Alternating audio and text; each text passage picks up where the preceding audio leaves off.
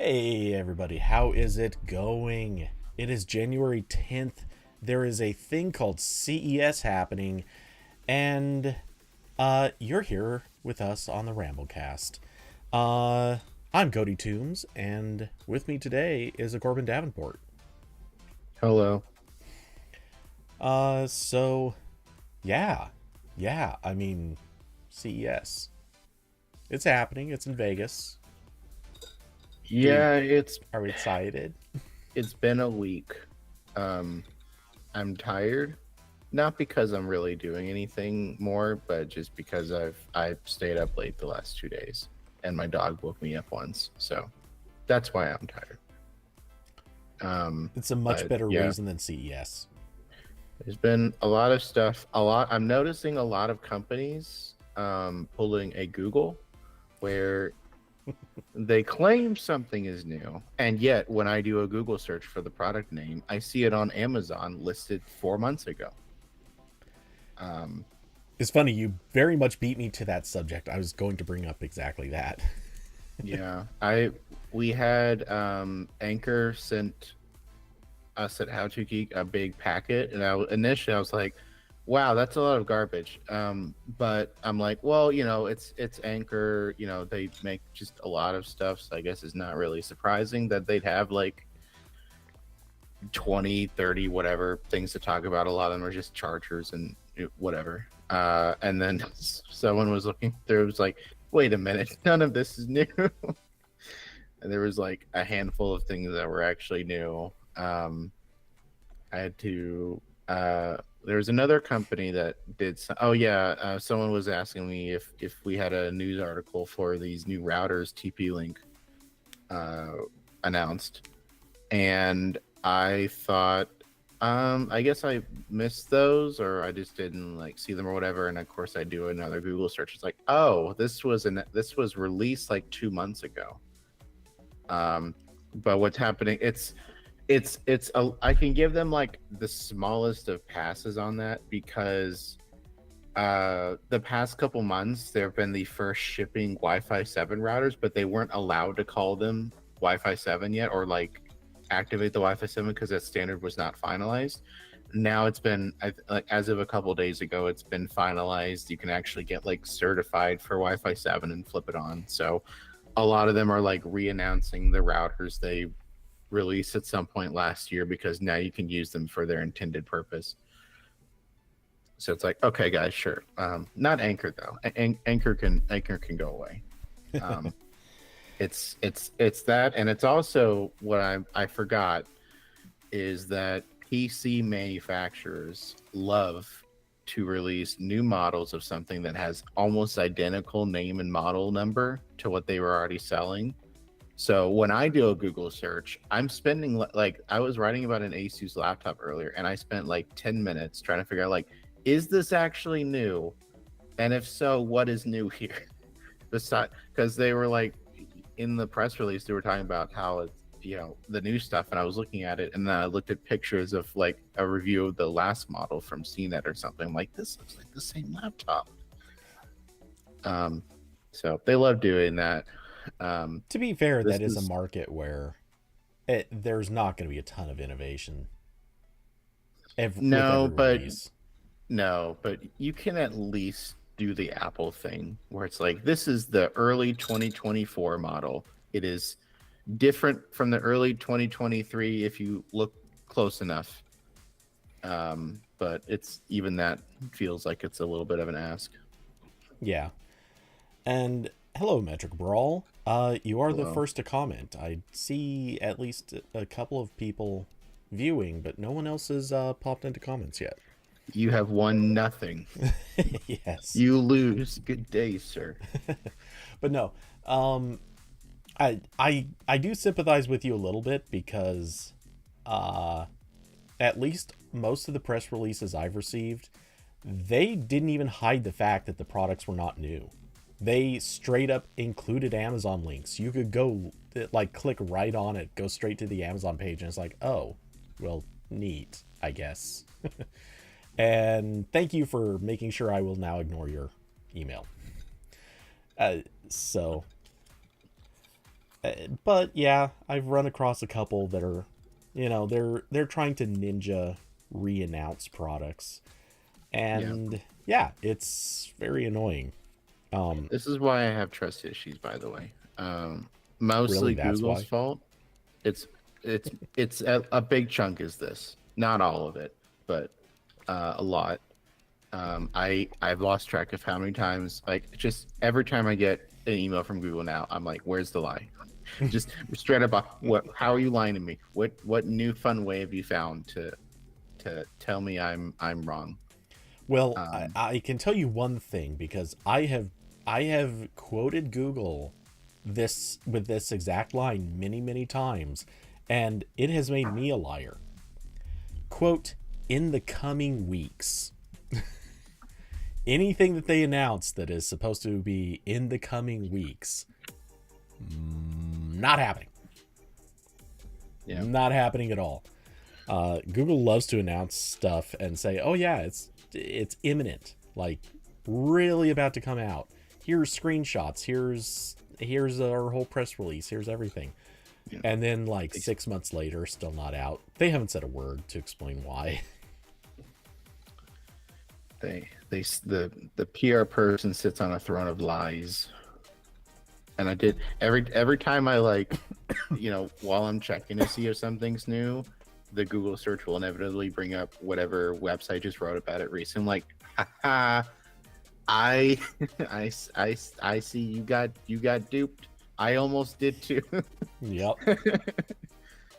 Oh, that used to uh, be a big joke inside of AP is so many people at AP kind of knew what stuff was old and new, and yeah, I mean, we wouldn't like actively do anything publicly, but internally there was a lot of like, oh, look at that site, they just reposted this, they never check. um but yeah, yeah, it is kind of bad how many companies are just re-announcing stuff this year. And I know it happens every year, but this year seems worse.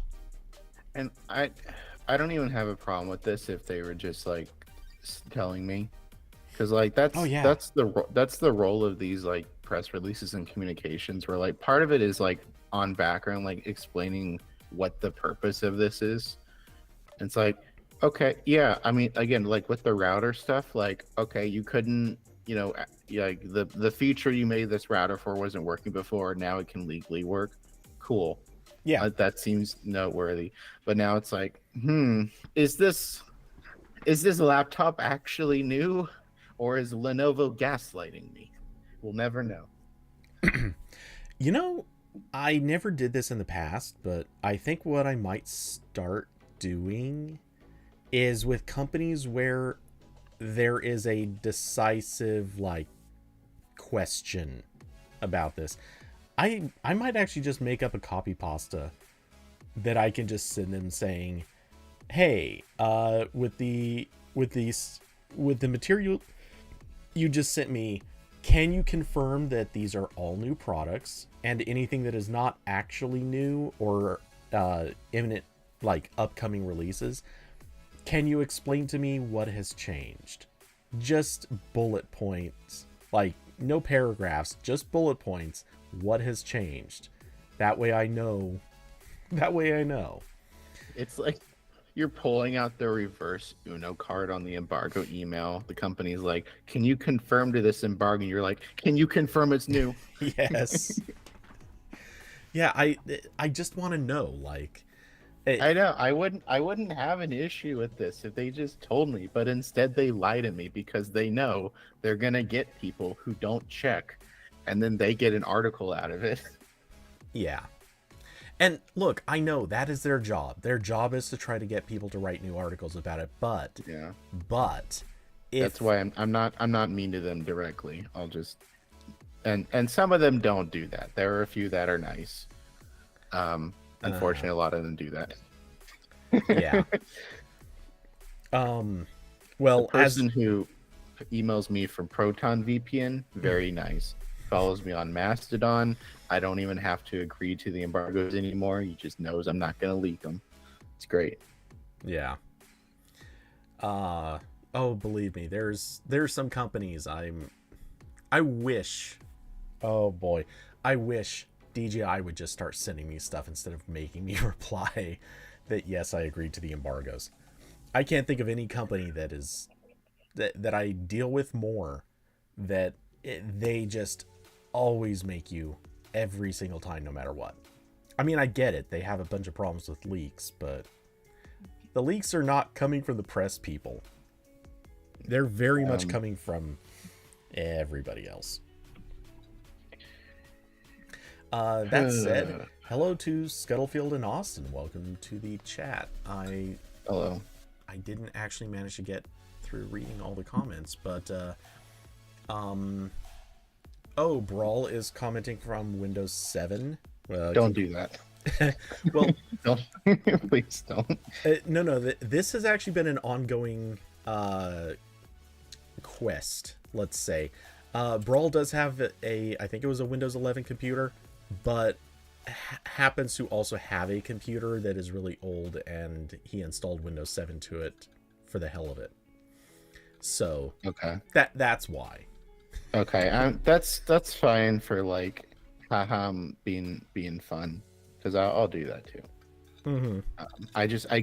I see when people say they're using Windows 7, I just get an immediate reaction of like, no, don't do that, because there's so many that and like use it as their main computer, and you should not do that. Yeah.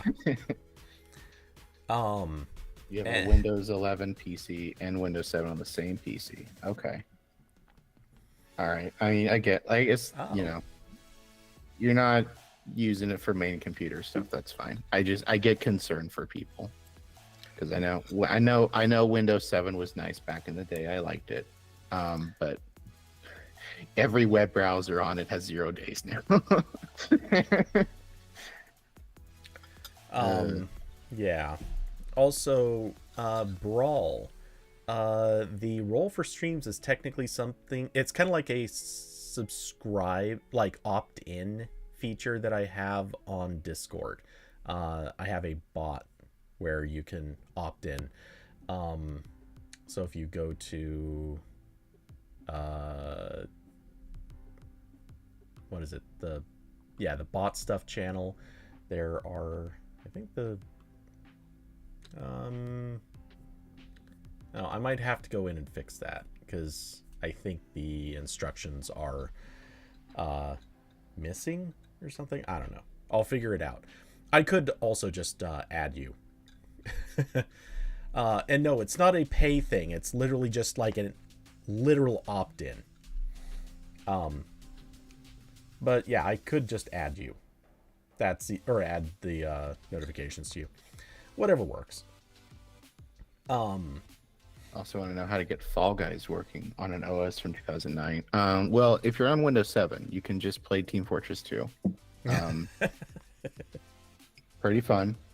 The normal game is just swarming with hackers at this point, but I do still like the man versus machine mode every so often, where you got the swarms of bots to defeat with the team. Pretty fun. I wish other games would copy it. Yeah, there's a lot of stuff that they need to do. Brawl, I just manually added the notification roles for you. So, Cool. yeah, I'll fix that bot one of these days. So speaking of Windows, Yes. Lenovo made a weird laptop. They showed off the Another? the ThinkBook Plus 5, which is Actually, isn't it ThinkBook Plus 5 hybrid? Oh, I think so. Yeah, there's a typo in the article. Okay. That is a Anyway. horrible name. Yeah, they're not. Lenovo can't do names. They've got the Sony disease. So this is I hesitate to call it a 2-in-1. I guess kind of it is. It is a laptop shaped thing that has an Intel Core Ultra 7 processor and a lot of RAM and solid state storage in the bottom laptop part with the keyboard, the bottom lid. And in the screen part, it has a 14-inch 2.8K OLED screen with a Snapdragon 8 Plus processor, 12 gigs of RAM, and 256 gigs of storage. And the selling point here is that when you just have it as a laptop, it's a normal laptop, but then you can take the screen off. Like there's like a little clip thing, which looks exactly like my Asus Transformer pad from like 2012. That thing rocked until the flash memory died, but it was cool before that. And then the screen becomes a self-contained Android tablet. This is actually Running reminding me of Android the 13. Surface Book that failed Yeah, horribly for me. yeah, it was like that. Except this has two computers in it, and the Surface Book was like one with like a Thunderbolt dock in the keyboard part. Yeah, and desperately trying to kill itself at every opportunity. I mean, this could too. You know, it's made by Lenovo. It already has image issues. Austin said, "Does the Copilot button switch to Google Assistant when using Android?" I would assume you can't use Android with the keyboard part on. Maybe you can. I don't see why not. I don't see why not, but I think that's there. It seems like they're selling the Android part as just on the screen. I don't know. And yeah, mentioning Chrome OS. Yeah, I briefly mentioned this to Cody before the stream, but these kinds of devices always just sort of reiterate that neither of these operating systems is good at multiple use cases. Like, because like we did, you know, there were a lot of these running. I mean, there still are a lot of these running Windows, but the problem is that Windows, especially Windows 11, kind of dropped all semblance of like working well on tablets. Like it can, but you're getting the same exact like PC interface, so it's not as good as Android for that. Something like this, and there were more examples of it back then, but something like this would work a lot better in like the Windows 8 days. You could just have Windows on the same thing and not have two completely different operating systems and processors on the same computer. And obviously Android is not good for doing computer stuff. Brought up Chrome OS. Yeah, I mean, there are 2-in-1s with Chrome OS that's like closer, I think, to being good. Definitely, it's better than Android at like computer form factor stuff for sure. Although I remember there was like a brief period where some PC makers were like experimenting with laptop form factors that ran Android. I remember HP made one. Do you remember the HP Android laptop? I think it was like yellow. I think I saw it on eBay recently. I kind of wanted it because it looked cool. So I don't remember that exact device, but I do remember a lot of efforts to do sort of Android on the PC. Even actually when I went to CES years ago, I ran into a couple, I think 2 different companies that were showing off stuff there that were doing the whole like they were either contributing or part of that Android on PC project. Not the one that Google was doing, but the one that was separate, that was like actually making progress. But yeah, that project then died. I found the laptop. It's the HP Slate Book. Honestly, I like how this looks still. It's like black, but it's got a yellow accent color around the edges. Looks pretty sick. I wish my MacBook looked like it. What is that? That's a spam call. Okay. It has a vaguely Alienware like. Yeah. Very minimally, but it just feels Alienware like.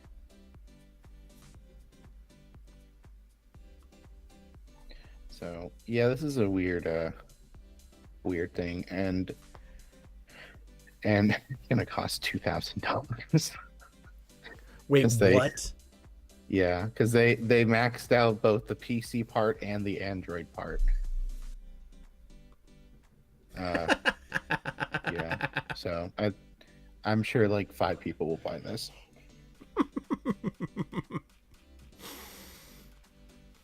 Who? $2,000 for this. And then you get the Hold fun on. part where it's I like, think I need to go get alcohol.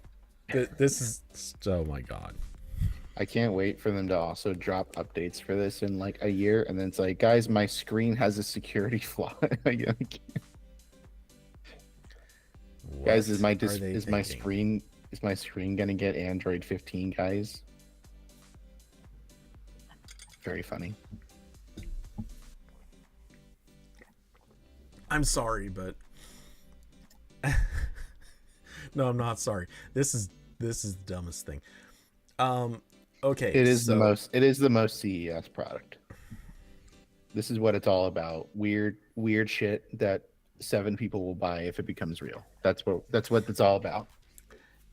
yeah, exactly. $2,000 is just ridiculous. It's way too much. That said, I'm going to, you're gonna laugh at this because I'm about to counter that comment so brutally. This is like the bad version of a MacBook. Now, obviously, this Because allows you it's to a actually PC. separate it. No, that's not why, but that too. Austin, we're going to talk about that, but no, when you think about it, stick with me because I'm kind of seeing an image of what this should have been, and it's not, but it could have. So with a MacBook, obviously the thing that you get is obviously a regular laptop that runs Mac OS, does all the Mac OS things. Mac OS and Windows are generally comparable devices in whatever ways you want to measure. Obviously performance aside. Or at least battery life aside. The neat thing about Mac OS ever since they moved to M1 is that it can run iPhone and iPad apps. Now here's what HP did. They managed to come up with here's a device that can run Android apps. The dumb part is you have to treat it like a dual boot situation where you bounce between the two. That's the dumb part.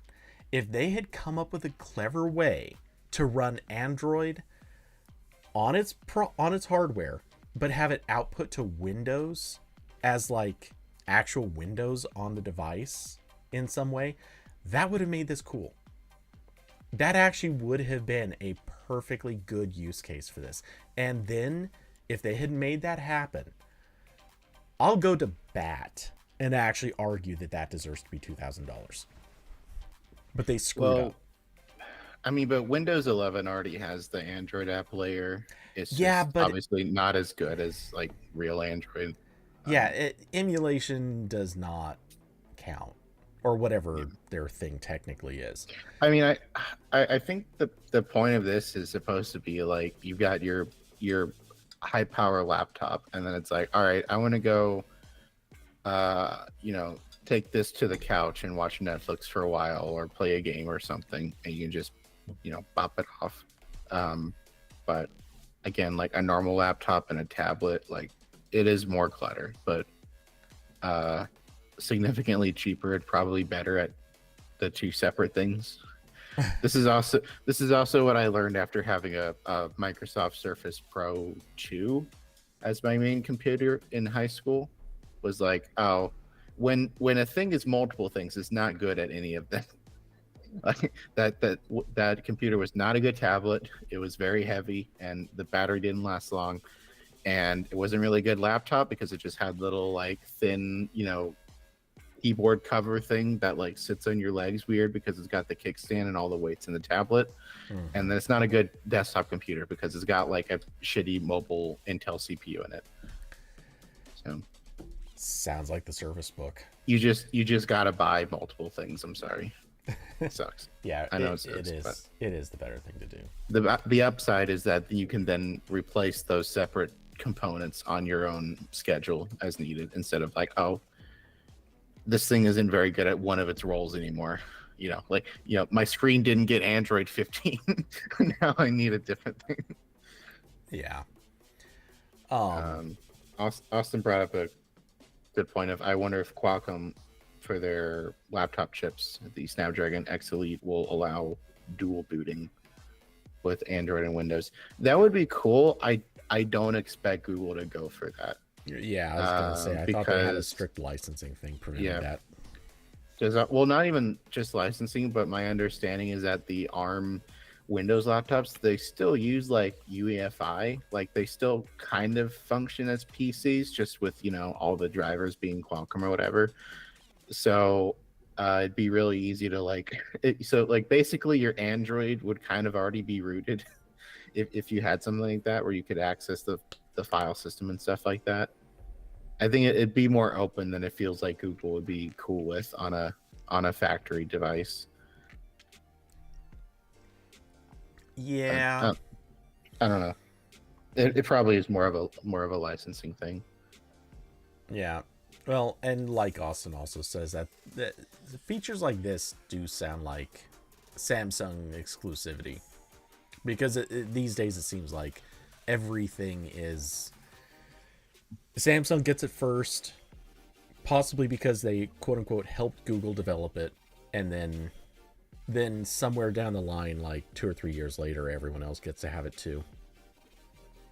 But yeah, it just doesn't seem like something that's gonna happen quite yet.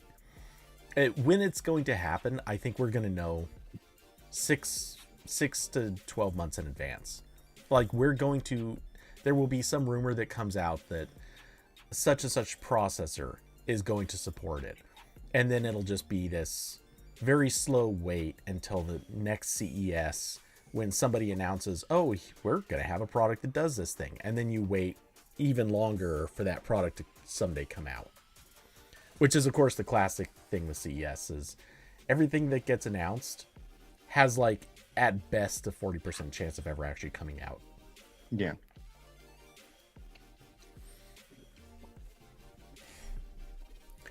So, 2000, jeez,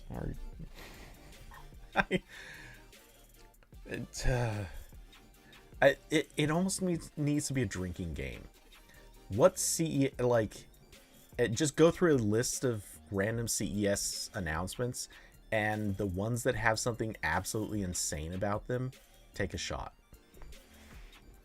Easiest way to kill a huge group of people. Yeah.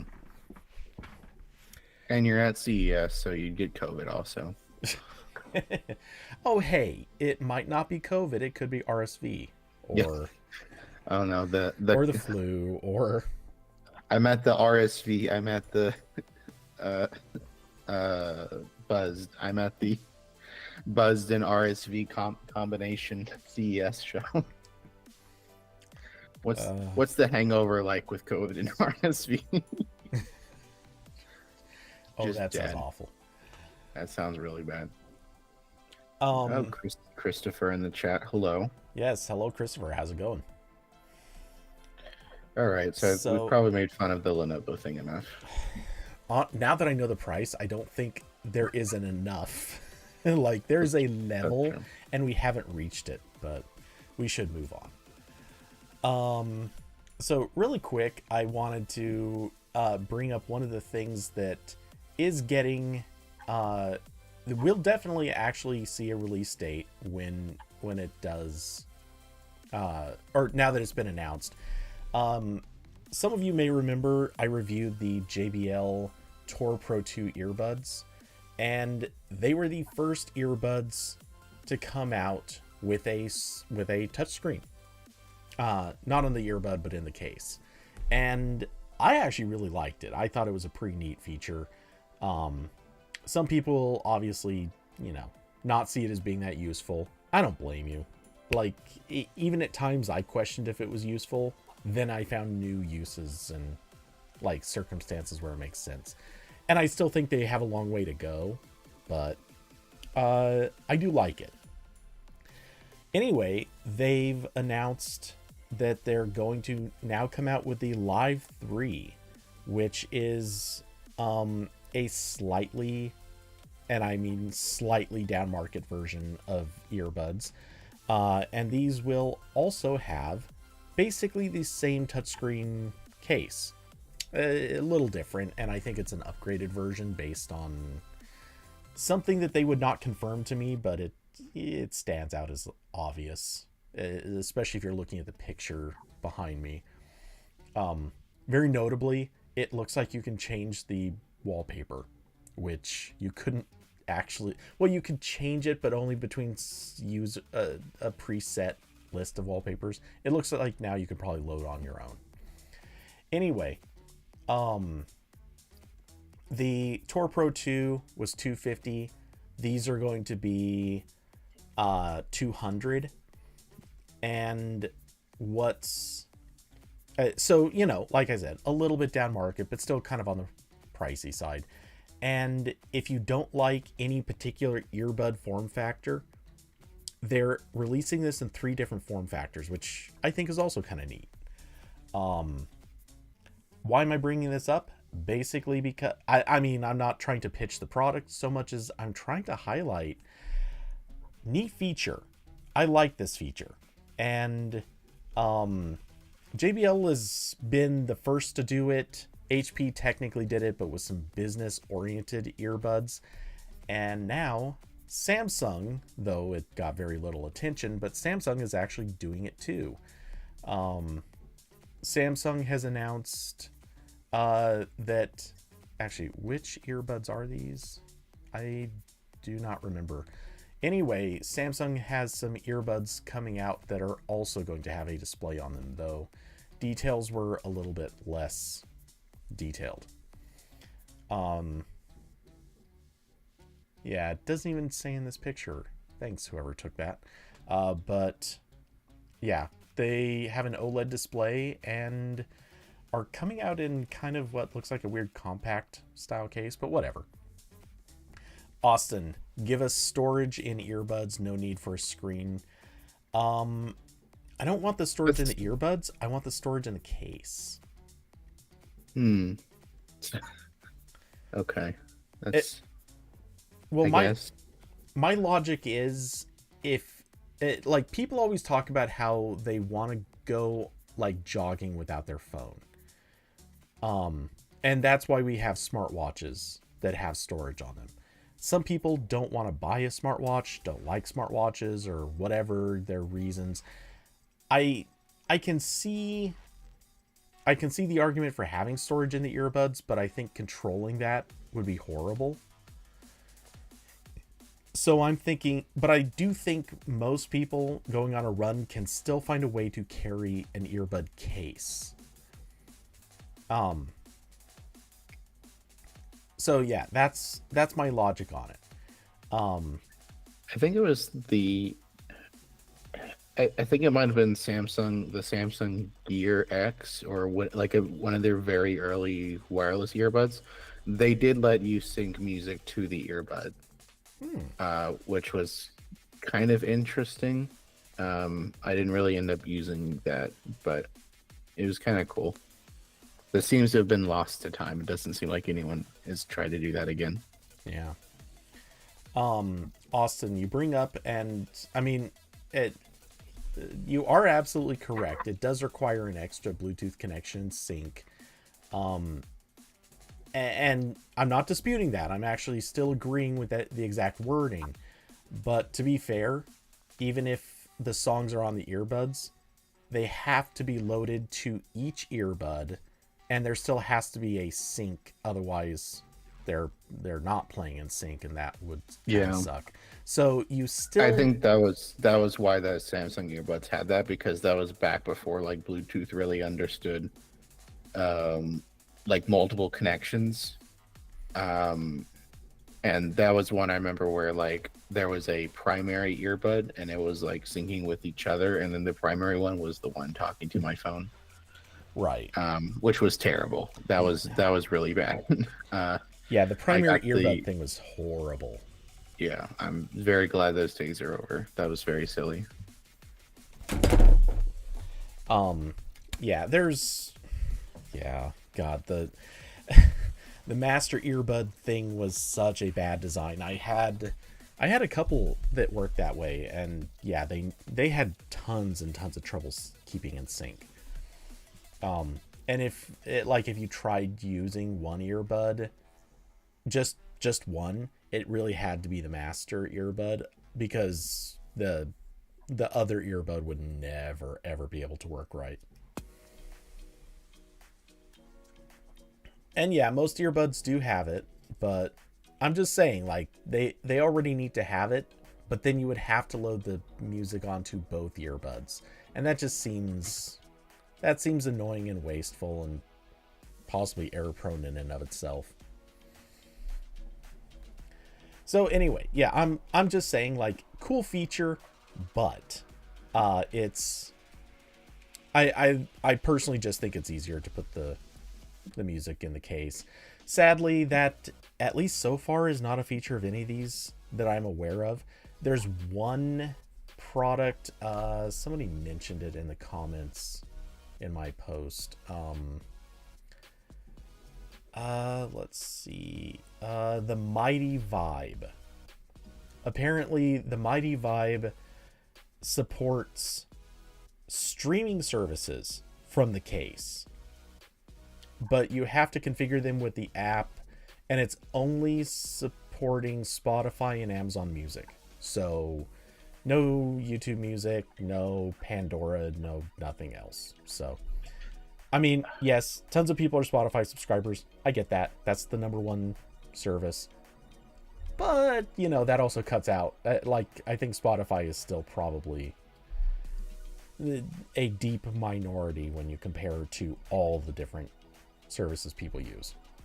So I remember there's been a couple like kind of weird things that use the Spotify API for stuff like that. I remember Pebble, right before they collapsed, announced I just pulled it up because I couldn't remember exactly what it was called. It was the Pebble Core, which was basically like a modern iPod Shuffle, but it supported Spotify, which that seems cool. I never had a Shuffle, just my Nano, which I did go find the other day because I went to the thrift store and they had a 30-pin USB cable. I was like, great. I don't know where. I had one, no clue where it went, so I haven't actually been able to use any of my stuff with that. So I did charge up my iPod. I think it's over here. Yes. Here we go. Here's my iPod Nano, guys. I got this for my 8th birthday. Very cool. Yeah. I never owned any regular iPod. I only ever had an iPod Touch, I think 2nd gen. And I did for a very, very short time have a Zune. I promptly returned it the following day. So I do mean short time. It was less than 24 hours. It was actually close to about 12. Austin said, no offense, Corbin, I mean this in the best possible way, but you seem like you were a Zune kid. No. I don't see any way that could be offensive. I was in a very Apple household growing up. So no, iPod was the default. So no, I had this, and then a while later I got a 4th gen Nano, which is also behind me, but I think the battery went a little bit pillowcase, so I should probably not charge it. And then I got a like deactivated iPhone 3G, and then that was it. So this is it's 4 gigs.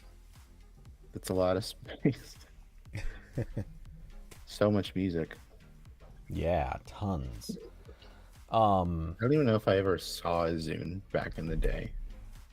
I don't know if I remember seeing any. Chances are you didn't. Yeah. They were a very short-lived thing that never really caught on. Yeah, all the Zune kids went on to be programmers. Yeah, but not even like web developers. They went on to be like driver engineers for, you know, Razer or something. They, if you got a Zune, your future was destined to write in C++. As a I do person who's kind of written in C++, wonder if I don't mean that as a compliment. actually I do wonder why we haven't got a little bit of resurgence in like MP3 player type stuff. Not even necessarily that, but like the concept of like dedicated music player. It seems like that's entirely for like audio nerds now. There's a lot of those, like the ones that are like several $100s. See, I was even going to bring that up, but yeah. Yeah, but like not really like, I mean, you can still like, there's still MP3 players everywhere, but they're not like, your phone does a really good job of it. So, right. Well, this isn't something most people care for.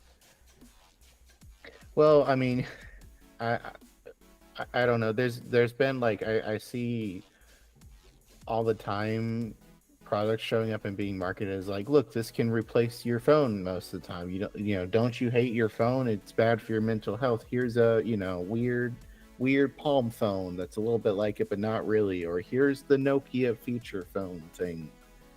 I don't know. It feels like that should be a product segment that has a resurgence right now, but I don't know. Maybe it's just too difficult for it to like, get the Spotify integration working or something, because probably be difficult to sell it as like all these poor like Gen Z people are like, what's an MP3 file? What where do I get those? Yeah, they're only ever there use YouTube Music. But hey, these are things that could and probably should happen in a way. But anyway, it has to coincide with someone new getting the rights to the LimeWire name, bringing LimeWire back. It'll just be the 4th iteration of Pandora. Yeah. Okay. I need to go take care of something really quick, but I will hand you over to the Snapdragon thing. Okay. Okay. All right. Oh boy. Okay. I have to open the Snapdragon thing. Okay. So another thing that was announced is that Qualcomm revealed the Snapdragon XR2 Plus Gen 2. Terrible name. But this is their new chip for VR, virtual reality, and augmented reality headsets. So this is a new iteration of the chip that went into the Meta Quest 3. So it's like kind of intended for those sorts of devices. Like sort of like dedicated heads, like standalone headset where you can run apps and games in the unit itself. And I was in a call with them where they were briefing us on this, and it's the main thing here is a 50% faster GPU frequency, which is a weird word to use here, but 15% faster GPU, 20% faster CPU frequency, which would help a lot with apps and games and stuff. The main interesting thing here is that it supports resolutions of up to 4.3K per eye, running at 90 frames per second, or 3.7K per eye at 120 frames per second. So that's nearly double the resolution used on the Quest 3, and it's pretty close to the resolution on the Apple Vision Pro. I don't know if Apple ever like published a specific number for the resolution. I was looking at their product page and they say like it's more pixels than a 4K TV for each eye, so somewhere around there. Which is interesting because kind of the main reason why these like VR and AR stuff is not that good in a lot of cases is because the resolution's too low. Like it actually hurts to read text sometimes. So higher resolution would be good. And if it's powerful enough, then maybe this could be used for something closer to Apple Vision, where there's more of a focus on pass-through stuff. So it needs Google Eyes. Yeah, that's the reference. The thing in the picture is the reference device they worked on. It does need googly eyes. You're right. I should put googly eyes on my Quest 2, actually, now that I think about it. So uh, Qualcomm says there are more than 5 companies working on products with the XR2 Plus Gen 2, including Samsung, HTC Vive, Immersed, and Play for Dream, which used to be YVR. So the frustrating thing here is I not really clear, you know, the promise of this depends entirely on what gets built for it, and we don't really know what's getting built for it. I don't know if HTC Vive has like they're trying to do a standalone VR headset ecosystem. I don't really know if that would work out. Samsung and Google are supposedly working on a new VR platform. So we'll have to see. I will say, after using the Quest 2 for a while, it's very cool. I still can't believe it's $250. It's kind of insane that what it can pull off with that. However, I would really like any other company to try to break into this market. I would be very interested in a like Samsung Google team up VR headset. I would also be interested in Apple doing it, but Apple doesn't seem to be going for what I want, which is like Meta Quest, but with faster hardware. They're very much leaning into the Vision Pro being like more of a computer, not really for games, and all the games are not like VR games. They're like iPad games in a window in space. Which is a shame because, you know, Apple's SoCs are so good that if they released a Quest competitor, it would immediately smack Meta, Facebook. Google's AR VR kind of doesn't give much confidence, Betty. Yeah, I mean, I'm also like, if Google tries to break into VR stuff, I'm not confident they will get a functioning game ecosystem going. Because that was an issue with Daydream originally, where they did have to try to make some deals for exclusive stuff, and the exclusive stuff wasn't like all that good. Mostly because, you know, it was like phone hardware VR, so you couldn't do a whole lot. But yeah, and unfortunately, because Meta was the first one to this whole ecosystem, like they've got a big head start, and I don't really know who's going to catch up in the next few years. I don't think anyone can, probably, because Google and Samsung not the best for getting developers on board with something and like actually paying them to like get an ecosystem going, instead of just building a thing and then when no one shows up, you just cancel it. Yeah, Austin said, can you imagine Google trying to convince a game developer to support a new platform? Yeah, they go like right back to Ubisoft. And they're like, hey guys, they're like, no, go away, don't get out. I feel like they've already blocked the number. Not only that, but they may have actually already set it to do Google call screening anytime Google calls. Yeah, Sundars was calling like, hey guys, work on a new thing. You want to come over? Maybe. I brought cookies. Yeah. No answer. Leave yeah. on my voicemail. Good luck with that. No, look. Wow. How to say this? Okay, really quick, just to build on what you had just said. You don't think anyone could break into that market? I'm gonna disagree on that point, because I do think realistically Microsoft and Sony can still do it. Maybe I don't know. When I say that, I mean like out of the companies that seem like they're willing to get into this market, who is like good at building developer ecosystems? Because it's like Google, no. Yeah, No. no. Samsung, no. No. HTC Vive, I think they're dead. I'm pretty sure they're dead. I mean, it's not dead, but yeah, it's in deep life support. Um, The only thing that like Google and Samsung would have going for them is that I would assume their thing is Android based and the Quest headsets are still running like forked Android. So in theory, it wouldn't be that much work to port a Quest game to one of their things. It would mostly just be like changing the design and everywhere in the game where it's like showing the controller, you gotta redo that part, um, and switch out all the billing stuff, and then that's it. um, okay, so on that, first off, if I remember correctly, and I'm taking a quick look now, I want to say that the Quest SDK is just built on Unity. I might have that wrong. Um, It might be. I don't know. I know like um, Unity is a very popular engine for VR stuff.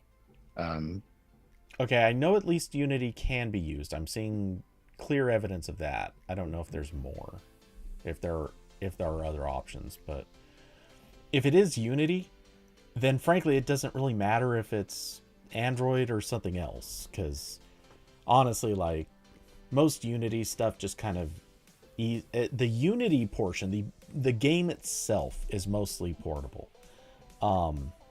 Mostly.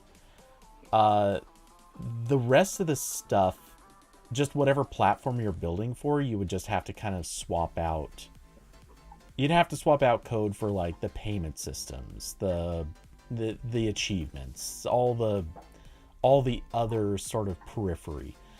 That's easy enough to do. Like that's a few weeks worth of work for two developers. At most, it might actually take way less.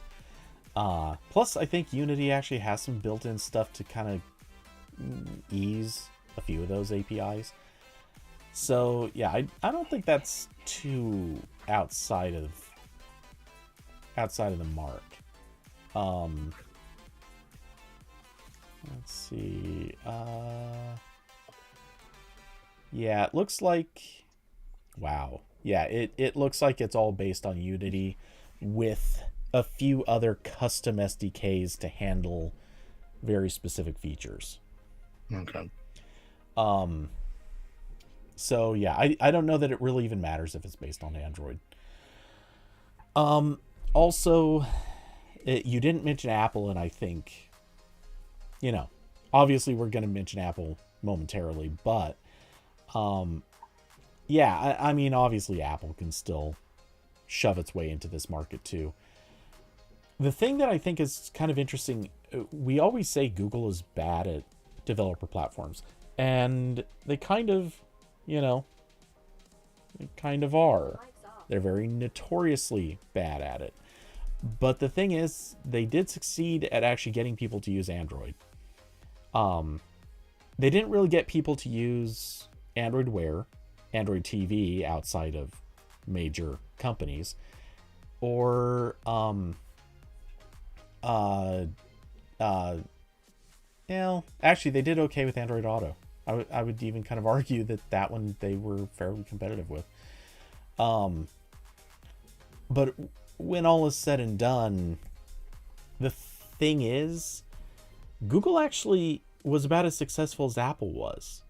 When you really think about it, Apple really doesn't have a big, heavy duty developer support for the watch. All the reasons people buy the watch is really just for stuff Apple made. Apple TV famously does not have very good developer support, which most people theorize is because they don't have a good game platform in it, but that's kind of a separate issue. Or rather, they haven't taken the right steps to make it a game platform. CarPlay has basically the exact same level of support that Android Auto does. So when you really think about it, both platforms really or both companies were really only good at getting people to build for their phones. And then a very, very tiny sliver of people, developers, also decided, yeah, sure, our group will support the watch. And oh, hey, there's a group over there that decides that they're going to do something for the TV. And oh, hey, there's that other group over there that decided, sure, we'll do something for the car. The only thing Apple was successful with that Google wasn't was tablets. And I would argue that was a market Well, timing thing. yeah, I was Well, trying and to think also like, Google sucked at tablets. They just did yeah. it terribly. So it's two things, but Well, I mean, Apple has a much more successful like desktop platform than Google does, but like I hesitate to call Chrome OS like a developer platform because it's kind of just like half plugged into like three other ecosystems. So like no yeah. one's setting out to like build a thing for Chromebooks really, except like if you already have an Android tablet app, you're like, all right, time to add keyboard shortcut support, guys. We're yeah, that's about it. Yeah. Um so when it comes right down to it, strictly speaking, uh AR, VR, XR, whichever thing that has to end in R you want to pick, I feel like Apple can muscle its way into that market. It maybe. It's a stretch, but I think they can maybe do it.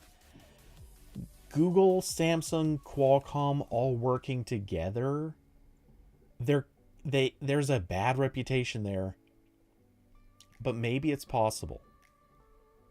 The thing is, if it there should be somebody who takes on Facebook.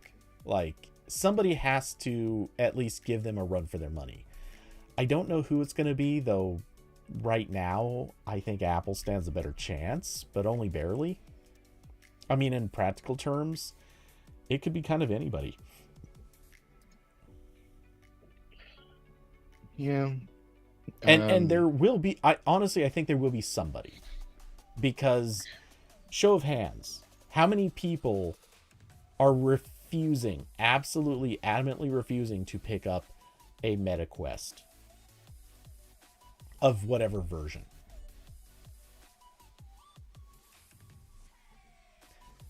well done. Yeah. I mean, I think it looks cool on screen. Um but no, seriously, like I'd kind of like to be able to use some of the stuff that's come out, but I don't want to give Facebook that access. You want As to it give is, I already basically cut Facebook out of my life. The actual Facebook service. I basically don't go to Instagram. I don't really give Facebook anything to work off of anymore. And so I kind of don't feel inclined to give them something that's going to stare at my eyeballs. Literally. I support Zuck Daddy's quest. Austin. Yeah. Dirty. So yeah, that's the new chip. See what it gets used in. I'm very interested in whatever Google and Samsung cook up because it seems like it's gonna be the most direct competition for the Quest, like in terms of like both gaming and like productivity stuff. Whereas Apple's kind of just doing its own thing. It doesn't. It seems like they're actively against like any kind of like VR games at all right now. Like there's no controller, no motion controller, no anything. So Uh well, yeah, there's no controller though. If I remember, they confirmed that you could use controllers with it.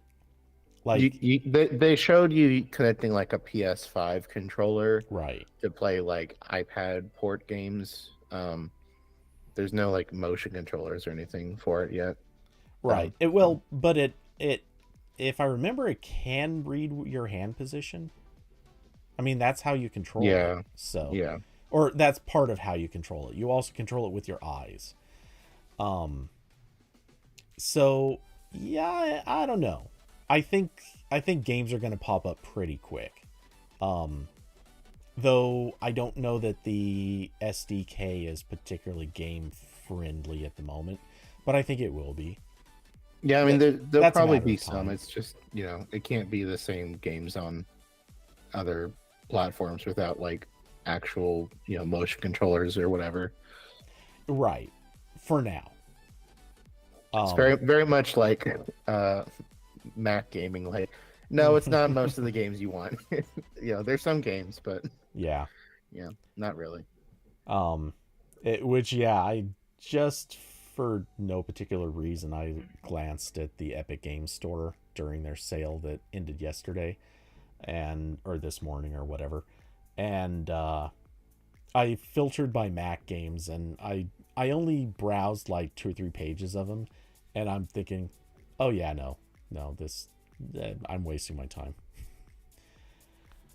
There was not much that called out to me. Anyway, I don't know. I Qualcomm or somebody had to do something. I don't have a ton of faith in Qualcomm's ability to compete here, but someone had to do something. Letting Meta get away with the whole thing wasn't going to work, and Apple. Well, Qualcomm makes the chip for the Quest, so Well, they're like, too, yes. you play both sides, you always win. Qualcomm is just Dennis, or not Dennis. That was Mac from It's Always Sunny. Austin, don't even game, but you think Nintendo has a perfect catalog for AR VR. The problem with Nintendo is how do you go from the company that their whole strategy is build a console so low cost that it makes money out of the gate without a whole subsidized strategy built in, and it inherently has terrible specs. Like, this is something Nintendo's always done. Their consoles have always had mediocre to low specs. And to do AR, VR, XR well, like even remotely decently, you usually have to have pretty good specs. I mean, think of how bad their reputation is going to be if everyone gets one of these, or if Nintendo came out with something. Oh god, even as I'm saying it, I'm realizing this literally happened before. Imagine how bad their reputation is if they come out with something and everyone buys it and then starts getting motion sickness all the time off of it. Something that literally happened with the 3DS. Mm-hmm. All right, well, that wasn't motion sickness. That was what, headaches? I don't know. There was something that was happening to people because the 3DS screen was like screwing with their eyes. I think it was just headaches from, the 3D effect, where, that's why there was a slider there so you could like change the intensity of the 3D. But of course, like, you get it. You're going to knock it up all the way. So like, whoa, what can this thing do? And then your eyes hurt. Yeah. That is the funniest thing with the 3DS, where like I have one, and a lot of the early 3DS games, when you punch up the 3D, it goes like really like depth, like the parallax effect like changes significantly with those games. And then you get to like the games that release like later in the 3DS life cycle, and they're not quite that level. Like they change a little bit when you change the slider, but not a lot. It's like, oh yeah, no one liked that. That was a bad idea. We shouldn't give people a headache button on our game. Yeah. It was such a bad idea that they came out like they had to just release a device that just doesn't have it. That's not a good sign for your products. So yeah, I don't think. I mean, I agree. Nintendo has a good catalog for this stuff. I don't think Nintendo would make the hardware viable for something like this. Not for another decade. I mean, they don't make the hardware. Like the Switch uses like an NVIDIA SoC. Right, but they still have to keep the cost down. Yeah. And right now, doing good AR, VR, XR, having any of those, you still have to put a decent processor behind it. Like something that's going to cost I them kind of a lot. yeah. I don't know if it's necessarily cost is the issue. I think it's more it's just that like Nintendo is built around like appealing to a very wide range of people and ages, and Yeah, it's that too. generally agreed upon that kids should not be playing VR a lot. Like that's For a lot probably of not good reasons. for their, eyes. Yeah. Um, Their eyes, and their it is brains, their social life. Um, yeah, Also, and kids are notorious for breaking for stuff. yeah, and also in Nintendo's case, like one of the things that's probably helping them a lot right now is they have one platform now, whereas for the before the Switch for like 20 years they had a home console and a handheld console to support, and they had to like be pumping out games for both of those things, often without like really a lot of overlap. Like there weren't we got a little bit of that, like kind of in like the Wii U 3DS days where we got like Smash coming out on both, so you could reuse some stuff, but it was a lot of work. And now they have one, and that's I'm sure a lot easier and a lot like really cuts down on dev costs. So I don't know if they would necessarily like even if it was like VR was like super practical in every other way. I don't know if they'd want to go back to like having to juggle two things at once. Yeah, that does seem, well, I don't know. It's tough to tell with Nintendo cuz I think a lot of developers, if they're willing to build for one, they probably would be okay with building for two as long as it's not a crazy extra amount of work. But it's hard to tell because they've had a lot of bad experiences with third party developers over the last couple of generations. Just because so many of the developers try to port their games, and it's like, oh yeah, okay, we build a good game for these other platforms, and then when we port to Nintendo, we end up having to make something that's got a draw distance of like 5 feet, and everything is going to be like low poly. There, because it's just you don't have the power to support more. So I don't know. It's tough to predict what developers would do in that scenario. Well, if it's a Nintendo console, it's gonna be the Nintendo games that draw people in anyway. Yeah. But, yeah. Though to be fair, it's different with something like a headset because Nintendo. Let's be honest. Nintendo's only going to be able to pump out, I don't know what, uh, one game every few months. Realistically, like they only have so much bandwidth for what they can produce. And if you buy one of these headsets, do you really want to be buying it just for the handful of games Nintendo's going to release in a year? Like maybe they'll release a few lightweight party games and things like that to go with it or something. So I don't know, in the first year, maybe 12 games. It, if by some miracle they go with like kind of a homebrew situation, maybe they can push it to like 20 or 25, but that's not a good list. You need third-party developers to fatten up that ecosystem. And I don't think that's going to happen too easily unless they court them. Compare that with something like I don't know, Sony and Microsoft. Their game consoles can actually power a headset tethered. So it's not unreasonable for somebody to say, oh yeah, port your MetaQuest game over to our console, and while you're at it, ramp up the specs because we can actually handle that. Mm-hmm. Awesome. Pokemon brings all the devs to the yard. Not if they can't do any of it. Yay, licensing. Pokemon Go is Unity, I think. Oh yeah, actually, I think you're right. because sure as hell isn't And Unreal. it was, developed by the company that used to be a Google subsidiary. Yeah. Ooh, what a Um. turbulent time. Oh. Yeah. Jules brought up that we were. Corbin and I were coincidentally both used in the AP podcast last week. Um. Yeah. So I didn't listen. I'm. I'm not sure if Corbin listened. I'm assuming not, but I think it was just like a straight replay. Like I think I I It's a could be mistaken, but bottle episode. yeah, I think he literally just took one of the old episodes of us talking about Stadia and republished it.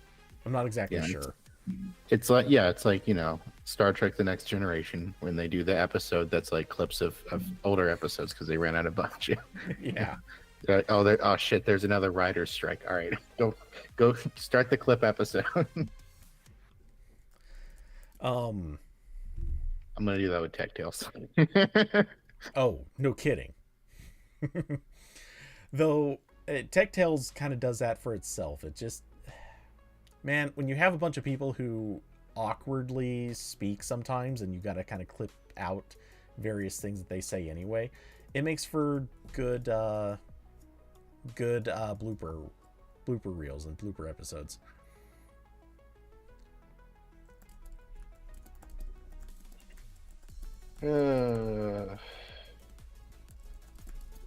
Man, I'm tired. Again, mostly because I stayed up too late and my dog woke me up. Not see to keep iterating that point. Yeah, so anyway, since we just talked about the headset, quick acknowledgement. I don't think there's a lot more to say on this than we've already said, but hey, Apple finally gave official dates for all the things happening with the Vision Pro. Short version, it goes on sale in stores on February 2nd. If you want one, you have to physically go to the store. There's no having it shipped to you. So yeah, that's the thing. If you don't live on either of the coasts, or well, really basically along a coast or one of the handful of big cities that are not coastal, good luck, because you got a long trip to make. I mean, it's just the truth. And if you should happen to buy one, it's $3,500. Yeah. Good luck with that.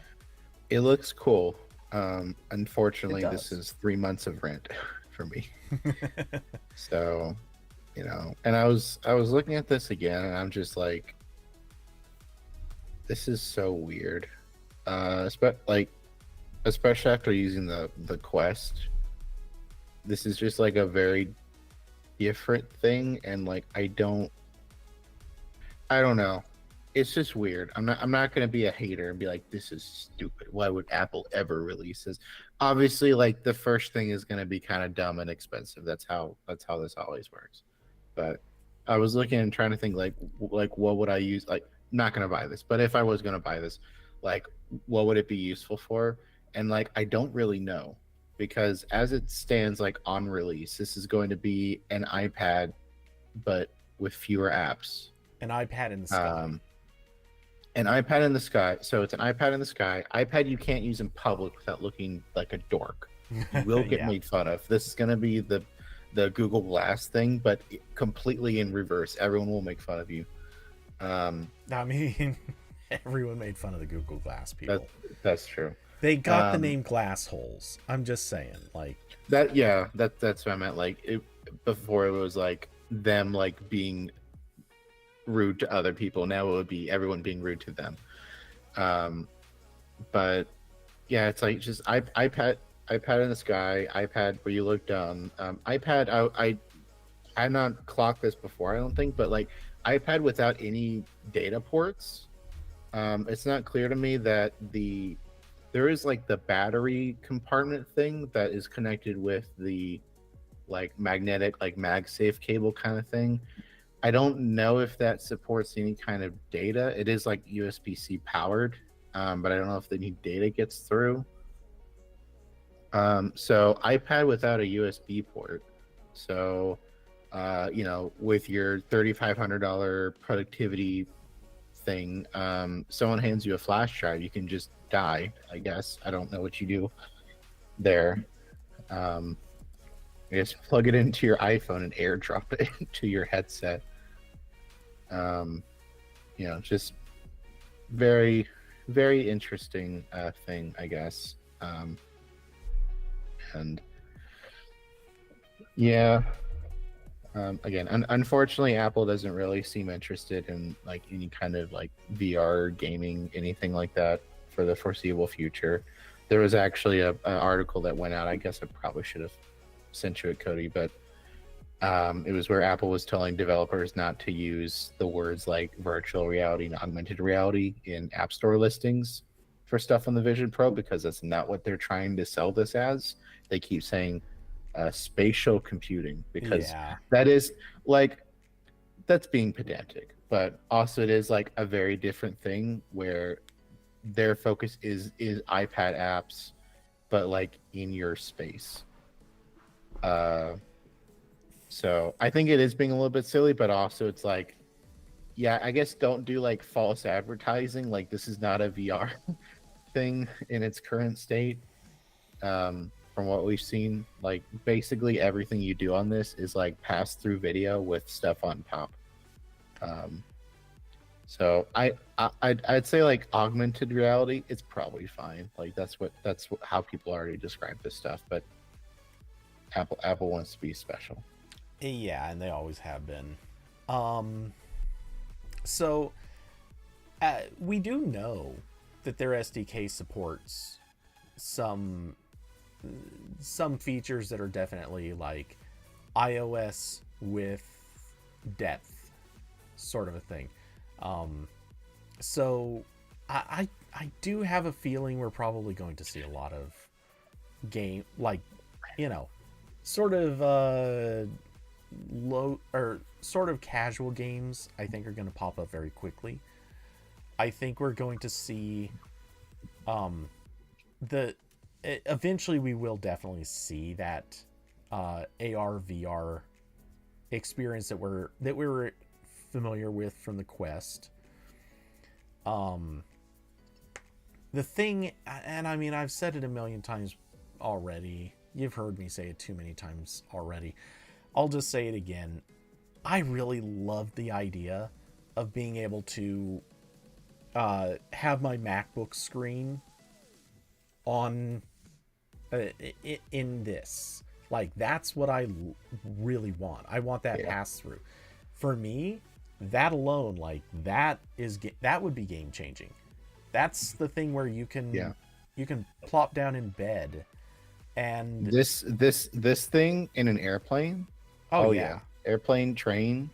That's amazing. You got like 80-inch monitor with you on while you're sitting. Again, you look silly, but who cares? It's fine. You're doing so much work right now. The person next to you, like giggling to himself, doesn't matter to you. You're getting so much work done.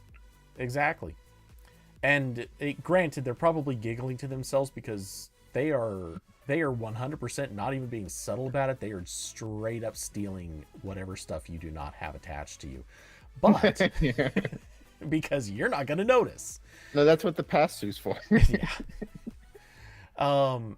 But yeah, this is the sort of thing that it has uses. Obviously, not everyone's going to have the same use cases for it, but I can certainly see reasons why I would want to use it. The obvious massive caveat is I don't think that I can necessarily justify. Well, I know I can't even afford it, but I don't know that I could justify the cost of it for the use cases I would have. Right, because you still need the MacBook. Well, for because that it isn't a real computer. For the pass-through, yes. Obviously, like, you can still use it for it basically still is an iPad. Yeah. It has all the same iOS hardware in it, so you can use it as an iPad, no questions asked, without any other devices around you. Except, of course, the battery that you have to have hanging off of you. But whatever. Which, just as a side note, I have to bring this up. Along with the headset, if you are to buy this, there is a list of things that you get in here, but I particularly wanted to call out one specific item because holy crap, this makes that $3,500 price tag worth it. You get the polishing cloth.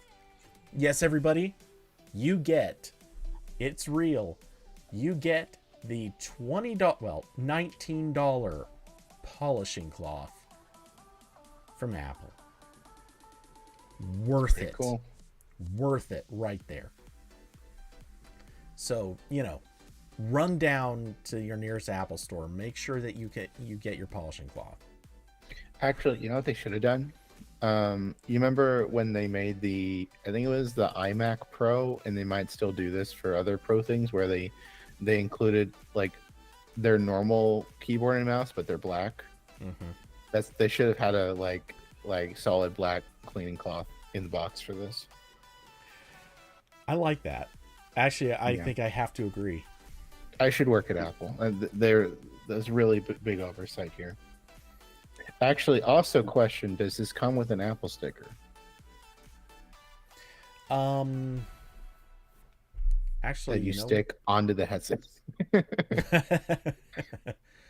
I know it sounds ridiculous, but it's not mentioned here, which kind of gives me some doubts.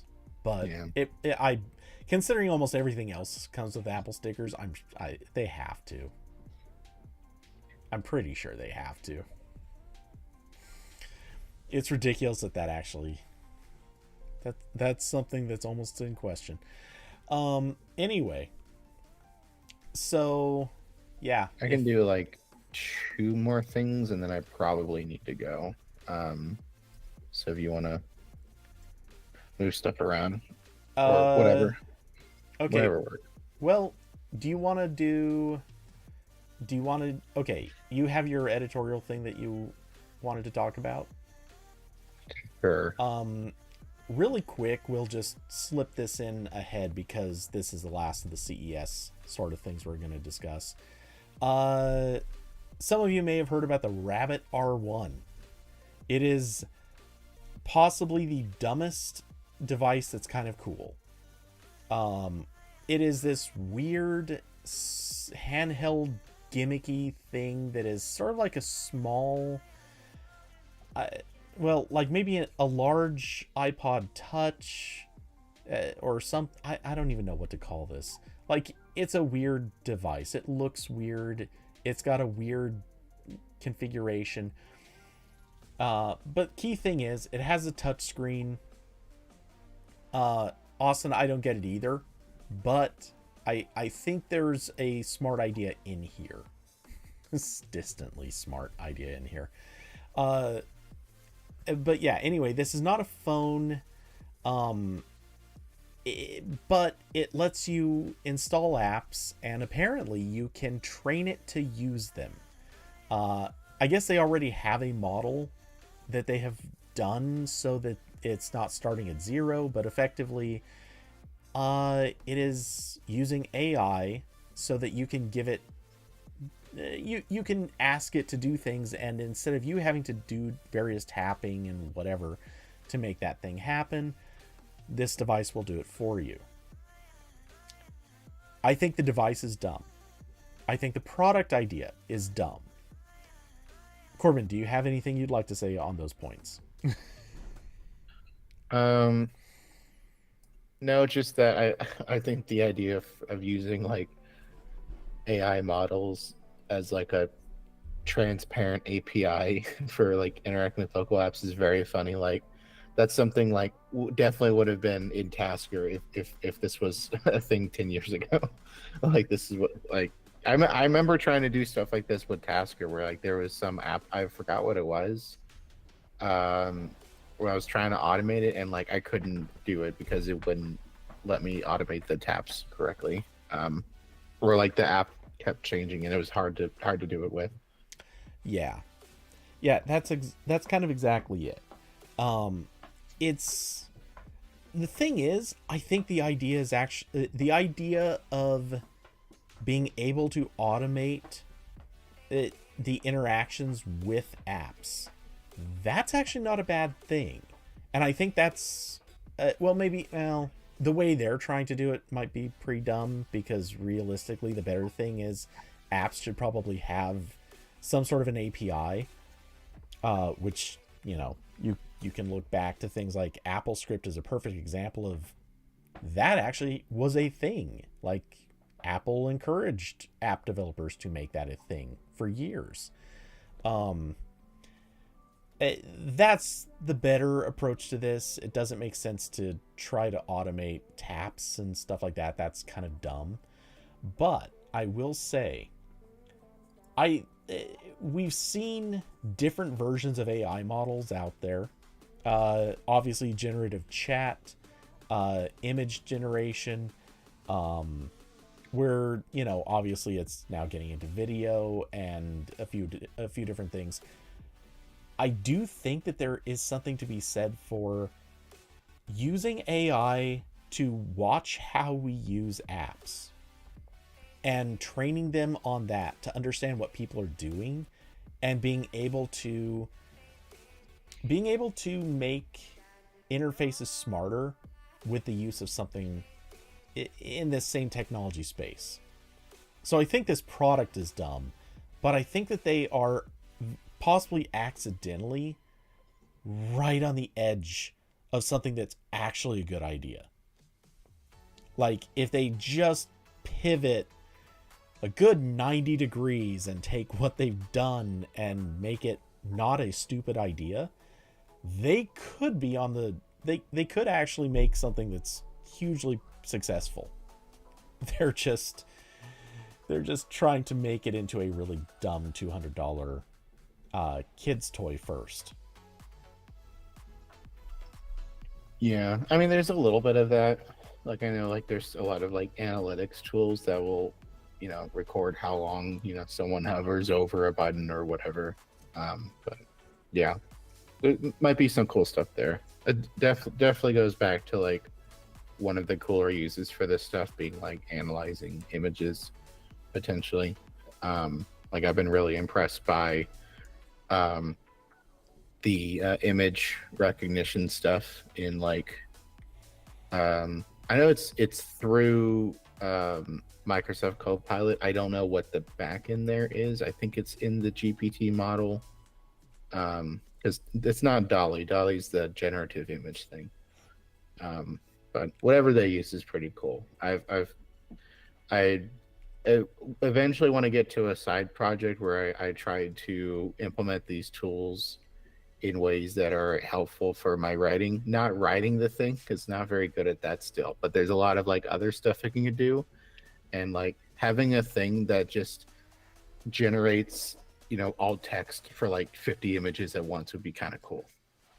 I'm sure someone's done that already, but I'll try doing it too. Yeah, I know I know exactly what you're thinking about. Yeah, no, there are a lot of interesting uses for AI. This feels like a gimmick, especially because they also want this all to be done on device, and unless they're putting a pretty good processor in there, especially one that's probably designed to handle like AI processing use cases, I'm thinking this won't actually be able to do that much. I could be wrong. I could be way off. But yeah, I don't think that this is going to be super, super performant. Even if it can do what they're promising, it might be slow at it. Anyway, so enough of that. Corbin, you said something and it was basically slapping AI in the face. Yeah. Of course, I closed my own article. Well, I'm pasting Yeah, it into so chat. So I wrote a article, um, basically just saying like a lot of people do this at the start end of the year where they do their like, here's what here's what I think will happen this year. Here's what I'm excited for. And my version of this is that I am very excited for the desktop processor wars to kick off. Um, I've I'm still very impressed by Apple Silicon. Like my MacBook Air, it is the base MacBook Air. Uh, but it's like, wow, this laptop's great. It's so fast, no fans. The battery lasts forever. I don't plug it in for days at a time. It's fine. Uh, and like I really want someone besides Apple to do this. And so far that hasn't really happened. Um, but last year, Qualcomm announced the Snapdragon X Elite, which is their supposedly real shot at this. You know, still a little bit of grain of salt because Qualcomm really likes to let us down. But the benchmarks that people were allowed to do on like the pre-production stuff showed it as being I think it was like faster than an Apple, like base Apple M2 in some tests. So that's fine for a lot of stuff. Like that's fine for a lot of laptops. Um, Big question, of course, is what the battery life will be like on those final machines and what the TDP will be like. How much power is that chip using? Because that's been Apple's magic with this is because they're getting access to the smaller processor nodes from TSMC and stuff, they can make really efficient chips. And ARM is a big part of that, but it wasn't like all of it. So that's part of that. So Qualcomm is going to have those chips done sometime this year. I would really like to try one. I don't know if anyone will, if I get the opportunity to review one, but that'd be cool. I wanted to review the earlier ones, but the opportunity did not arise. And also, last year, Reuters leaked that NVIDIA and AMD are both working on ARM processors as well. And I know we talked about that whenever that happened on here. And those chips aren't expected to start selling until 2025, according to that original report, which I think is several months old now. So timelines have changed. Maybe that'll come this year. Maybe it's delayed. Even if it comes next year, maybe we'll get like information about it this year.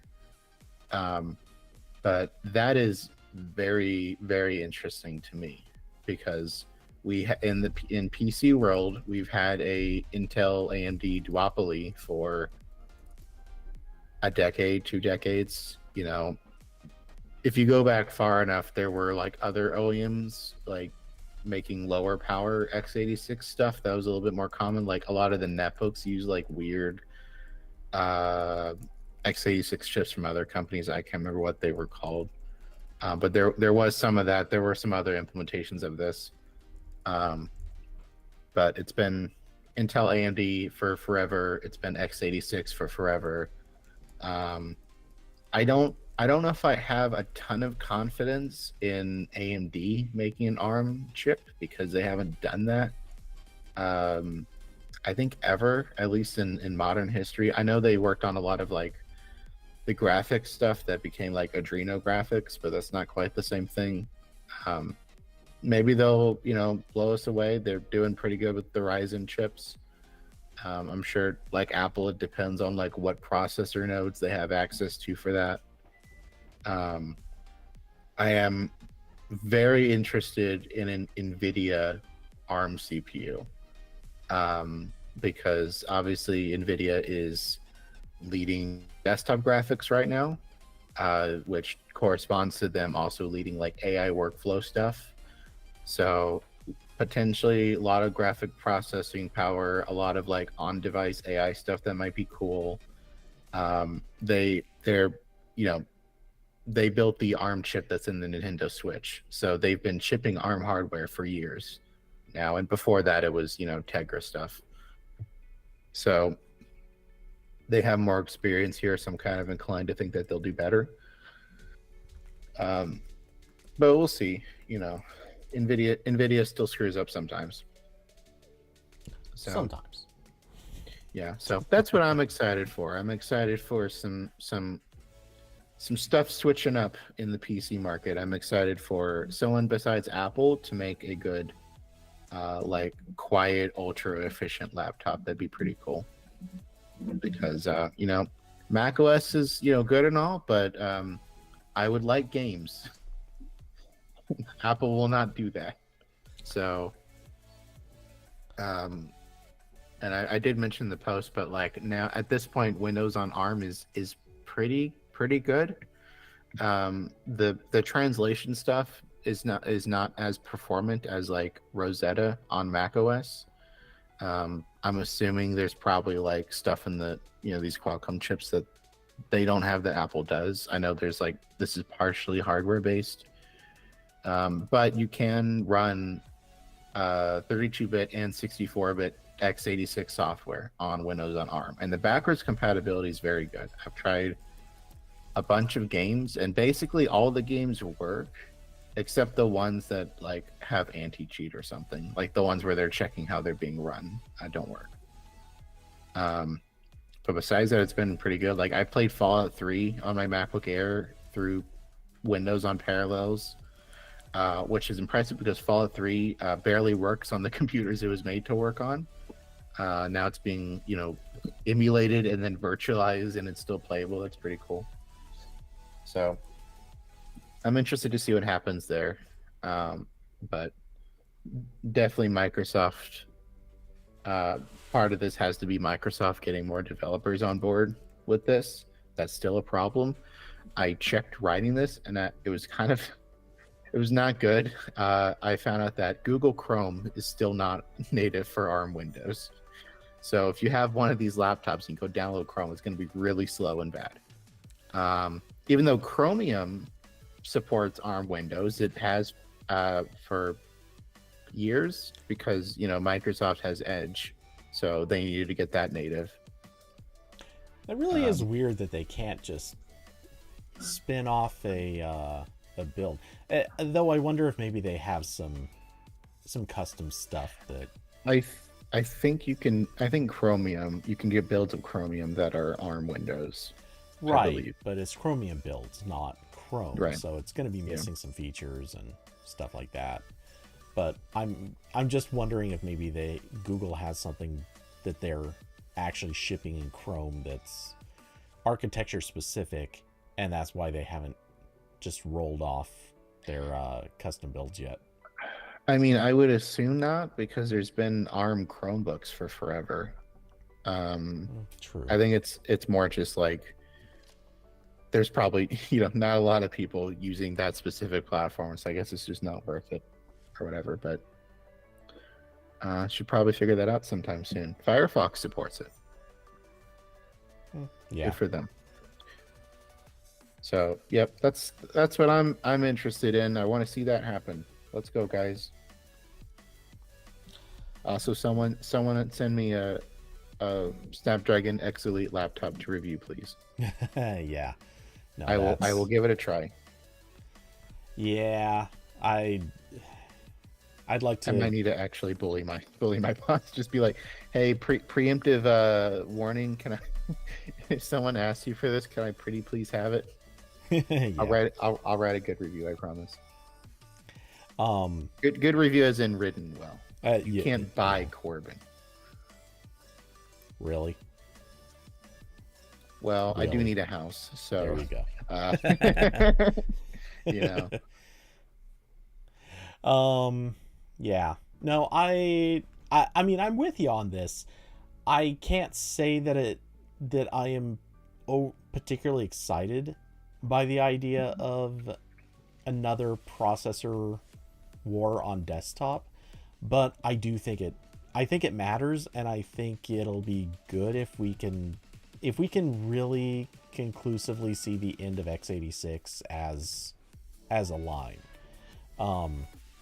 It's not that I think there's any sort of, spiritual need to see that come to an end, but we know that there's a lot of legacy in architecture that that is keeping x86 from necessarily adopting other features that should be there.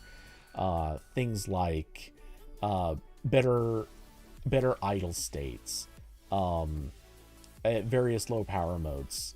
Obviously, the ability to do like spinning up individual cores, things like that. I mean, they're not impossible to do in x86, but evidently they're harder, or at least they must be, because Intel and AMD sure as hell have not been doing it. So it seems like a safe assumption that this must be something that they're struggling with, but it's clearly something that has been done with ARM. I think, I'm not sure, but I think it's been done in RISC-V. So it seems like a safe assumption, and I know it's actually been done in some others. So, it does seem like there's probably got to be an endpoint for x86, and it probably would be better if it comes a little sooner, for a number of reasons. But yeah. So I mean, I am with you though. I think this is probably the thing that we're gonna see take a pretty specific dovetail sort of turn in 2024. We've been waiting a while. We've been talking about ARM Windows for a long time.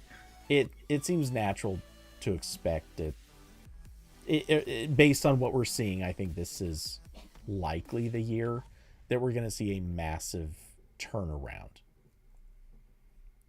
Or, well, maybe not massive, but a more measurable turnaround.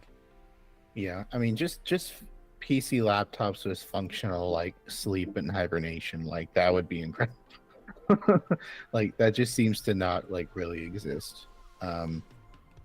I certainly loved, for the, like, 4 months I had a Surface Book 4, and sometimes I'd go, grab it off my desk in the morning. It's like, oh, why is this hot? It's like, it woke up in the middle of the night because the HP drivers turned it on somehow. Yeah. So it's just been running with the lid closed, powered in. So of course it's hot. It's like, I love Windows. I love whatever is happening here. Yeah, I remember when that sort of stuff used to happen.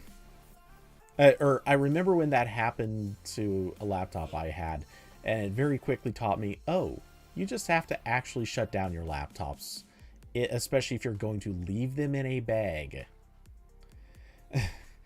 That's always a killer when you think it's sleeping and you come back and find that it's running hot as hell inside of a bag, and it's like, oh, yeah, okay, so I guess that's just how you're going to burn your house down. Mm-hmm. Yeah, so anyway, good argument. Thank you. Sticking around anymore, or are you out? Yeah, I need to go. Okay. Unfortunately. All right. Well, I don't know anything about this Amazon Matter thing, so I'm skipping that. Okie dokie. Well, bye everyone. Maybe next week. I'm not sure. We'll see. Cool. Well, take it easy. I'm just gonna assume I'm gonna see you next week. Okay. You can assume that. That's just how it's gonna be. All right. Bye. Later. All right. Let's see. So,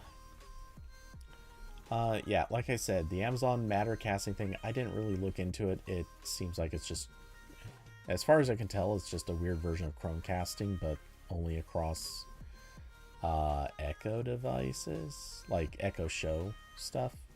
I don't know. I don't really care. Anyway, so really quick, as a little bit of a middle finger, but also for credible reasons, Twitch. I mean, everyone here knows I'm not the biggest fan of Twitch. I think it is run by clueless imbeciles functioning at possibly a third grade intelligence level. And I mean, this could be based on the fact that they banned me, or it could be based on the fact that they still haven't been able to figure out a good music licensing system. They still haven't been able to establish good rules and policies based on adult content or anything remotely close to it. They don't know how to manage streamers who are popular. They've broken countless agreements that they've made with various streamers. They somehow, despite having had all the advantages in the market, they still managed to lose massive numbers of people to platforms that frankly aren't very good. I don't know. I'm just saying. I think they're doing a bad job. Anyway, they are apparently going to be cutting a little over a third of their workforce. Yes, a little over a third of their workforce. This is after they cut another huge chunk of people just a few months ago. So combined, over the last few months, they will have cut, I believe the number comes to 900 employees. Yeah, they've pretty much been axing people left and right. Now, some of this is on Amazon's head. Certainly, Amazon has been cutting workforce all across the board. They're a partial owner of MGM, for example, and they've cut actually quite a few jobs from there. They've also been cutting jobs in their AWS space, in what else was there? I believe they mentioned, what else was it? In Prime Video, which is obviously connected with MGM anyway. It must have been the other article I saw that mentioned some of the other spaces. One of the big things is Alexa. They cut a lot of people from Alexa last year. So, yeah, Amazon reportedly is not doing very well with a lot of its divisions. So, for reasons that we won't ever really know, or probably won't really get to know, Amazon is finding various divisions that should be profitable aren't as profitable as they should be. In the case of Twitch, they actually cited that they think they were always just overemploying. They basically rationalized, how was it said? Okay, so the Twitch CEO said, "I regret having to share that we are taking the painful step to reduce our headcount by just over 500 people across Twitch.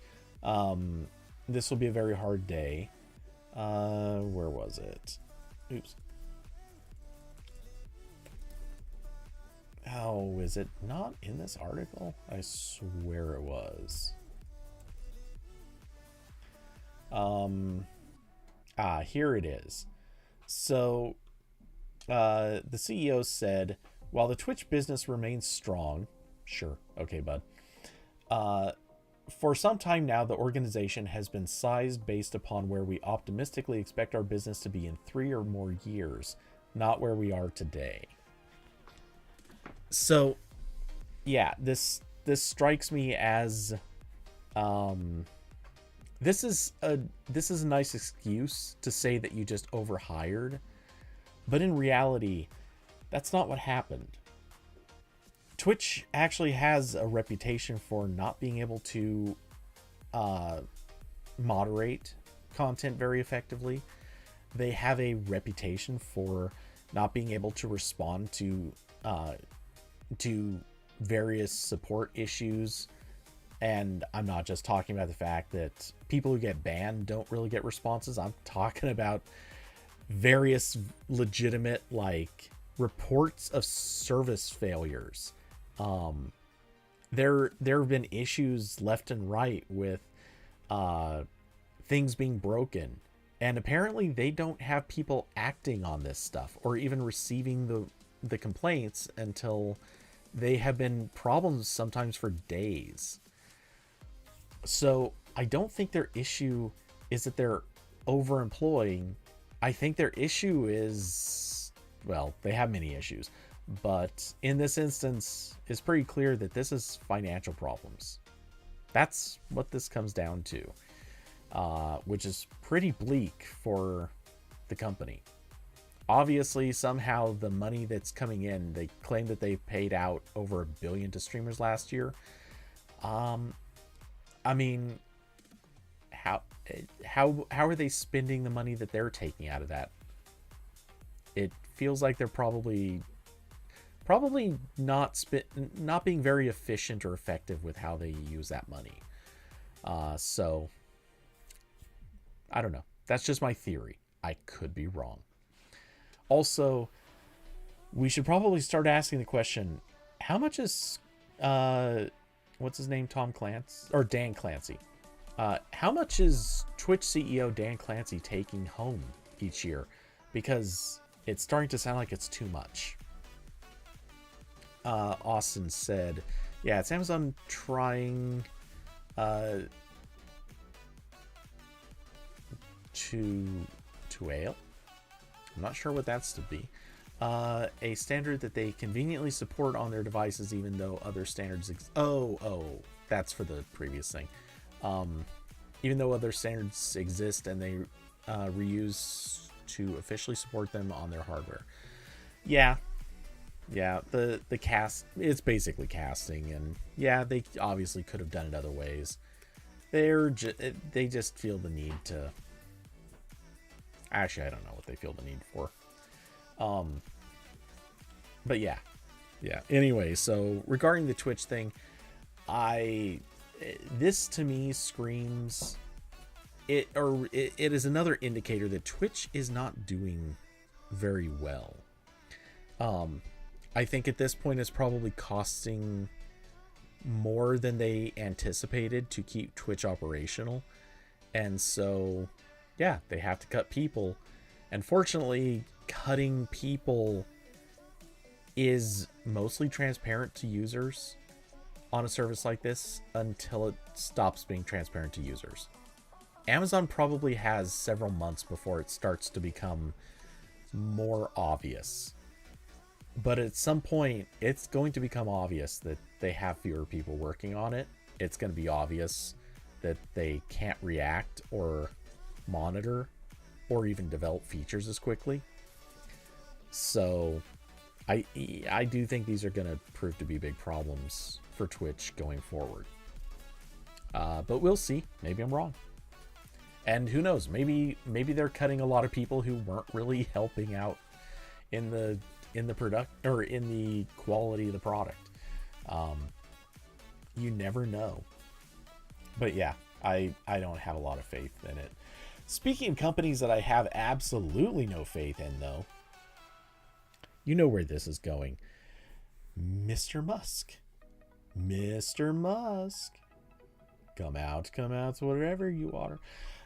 Turns out that the crypto shill has removed crypto from, or some amount of crypto, from his crypto shilling service.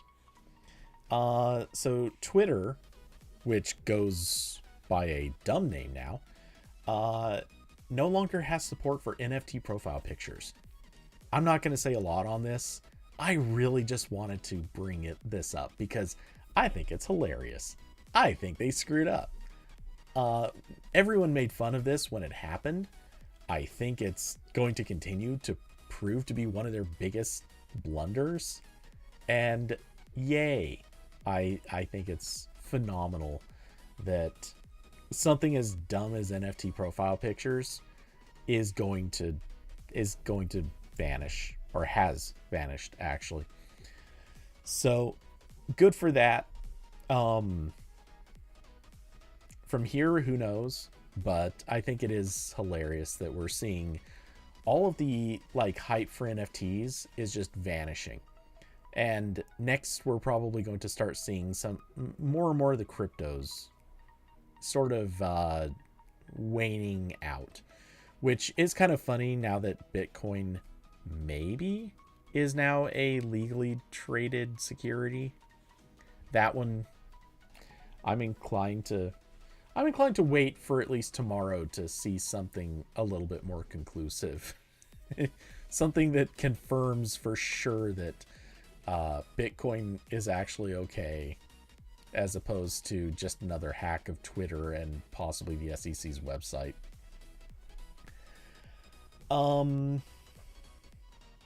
Let's see. This is okay. Actually, I intended to have Corbin here to talk on this one, so I don't have a whole lot to say, but actually, I have almost nothing to say on this now that I'm looking at it.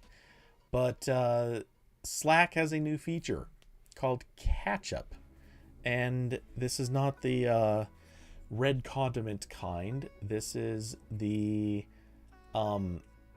this is basically the Tinder interface attached to your unread messages. At this stage, I feel like almost everyone is kind of stuck using Slack, whether you like it or not. Like, every company has just sort of decided Slack is the thing they're going to use, which is kind of a shame, all things considered. But anyway, yeah, so when you use the mobile app, you can open up Slack, and it will give you, or you can tap on something. I have not tried this myself. I'm not sure if it's rolled out yet, but it will give you the ability to swipe left or right depending on whether or not you want to leave the particular message read or unread. I gotta say, I think Slack, when it comes down to messages that were left while you weren't around, is horrible. So I like the idea of this feature. I expect it not to work well. I think there are going to be some weird use case issues that prevent it from being entirely viable. And I think, in particular, I think about some of the ways that some groups use it that are going to make this not very effective. But we'll see. I think what they probably should have done is turned it into more of a pin interface, so that you can mark things that you really need to come back to, and you know, let you just act on things in the moment very quickly, and just pick the things that actually matter. Whereas they describe this as kind of more of a sort of loose to-do list. And yeah, I don't think their implementation is necessarily going to be the right one. But hey, who am I to judge? Anyway, well, actually, I'm one of the poor users who has to suffer through using Slack with a bunch of people who do not really understand good Slack etiquette. By the way, if you happen to know anyone who has terrible Slack etiquette, I sympathize, because man, they are terrible people. I only say this as I routinely see pings coming from people who think that the @channel is something you're supposed to use just casually. They don't understand that annoys everybody. But hey, it is what it is. Anyway, that's about all I had to rant about this week. We all know that's not true, but that's where I think I'm going to have to wrap it up, because I didn't prepare for anything more, and I know I probably should not abuse my voice more than I have to. Let's see. So, trying to think if there's anything else worth bringing up. Well, first off, I will say, I'm now into season 4 of Succession. Yeah, I think I finally actually genuinely like the show. It's taken a while. Though season 4 is lining up to be a weird one, so who knows. I will be back this weekend for some gaming, as usual. I will also be. I don't think I know of any reason next week won't be another RambleCast. Again, as usual. So yeah, hopefully you should see everybody then. I'm looking around trying to remember if there's anything else. When the weather hopefully gets a little bit less pouring rain, I'm going to be doing finally the review of the Moment lenses, the new T series lenses. Yeah, it's been a while. It's been a long while, a long wait to get those in, but I finally have 3 of them, and there are supposed to be several more on the way soon. So not a full collection, but a pretty full set. So, or close enough to full. Anyway, so with that, huge thanks to those who support the channel: Austin, David, Carson, Diablo, and Kirby Mermaid. If it weren't for you fine people, this channel probably would not have survived as long as it has. And for those who would like to help support the channel, there are links down below to Cash App, Streamlabs, and Patreon. Again, I will be back this weekend for some game streams.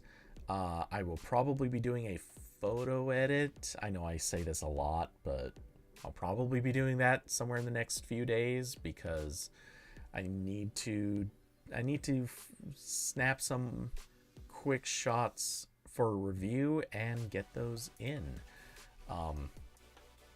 And actually, I already have another review where everything is done except photo edits. So yeah, actually, I probably have a couple things I need to do. Anyway, so I hope you all have an excellent rest of the week. And I will see you next time. Good night, everybody.